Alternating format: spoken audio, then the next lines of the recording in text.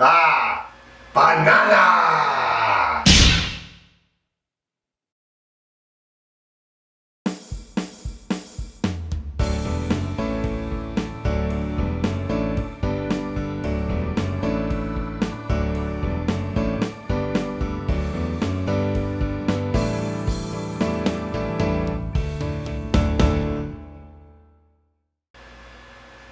The Minions, directed by Pierre Coffin and Kyle Balda. This is the new movie from Universal Entertainment, Universal Blue Sky Entertainment. It is the prequel to Despicable Me's franchise, The Minions, where we find out the origin behind these little yellow guys that followed, grew around, and we get to find out where did these little guys come from. We find out that minions have been around even longer than humans have been around, that they have been around even to the days of the dinosaur years. They've always been in search of a master to serve. They served a T-Rex once, they served Dracula once, they served the Egyptians, and their last evil villain that they served was Napoleon before they ended up in a cave with no purpose, and three minions decide to stand up and try to find a new bad guy to serve.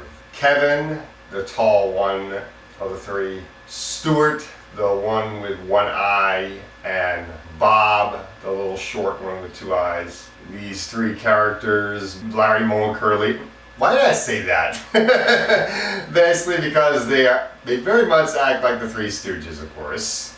And they go out on this adventure to find the new bad guy that the minions will serve.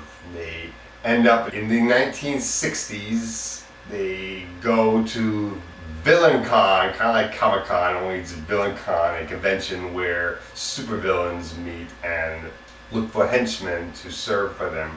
They meet up with this main supervillain named Scarlet Overkill, voiced by Sandra Bullock, and they decide to go work for her and her husband, Herb, played by John Hamm.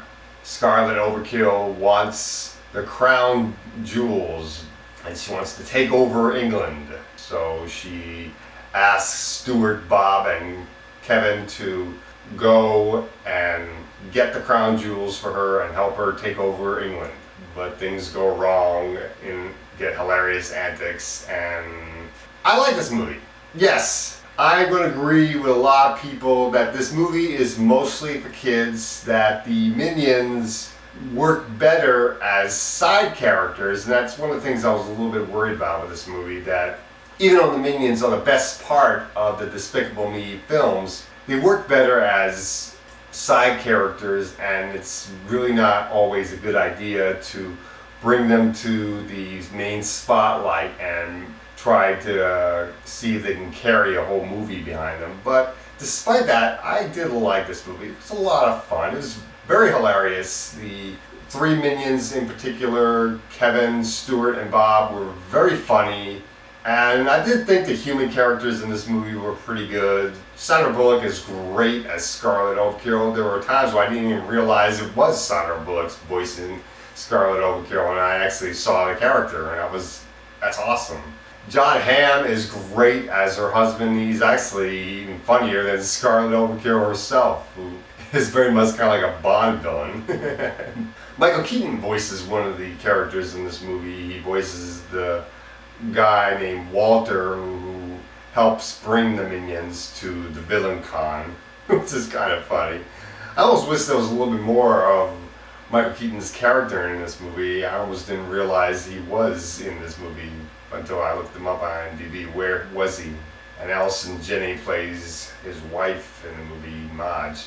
The three minions, they're great, they're hilarious. I like how the language that they talk is gibberish, and you can understand a little bit of it, but you can't understand all of it. And even if you can't understand all of it, you can understand what exactly they're talking about, even though it's all gibberish. And it was a pretty good movie.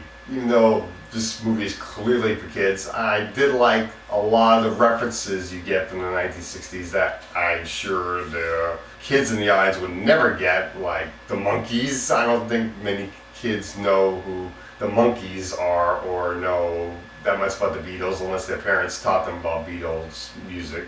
And I did like hearing the music of the 1960s in this film. That's great. I love 1960s music.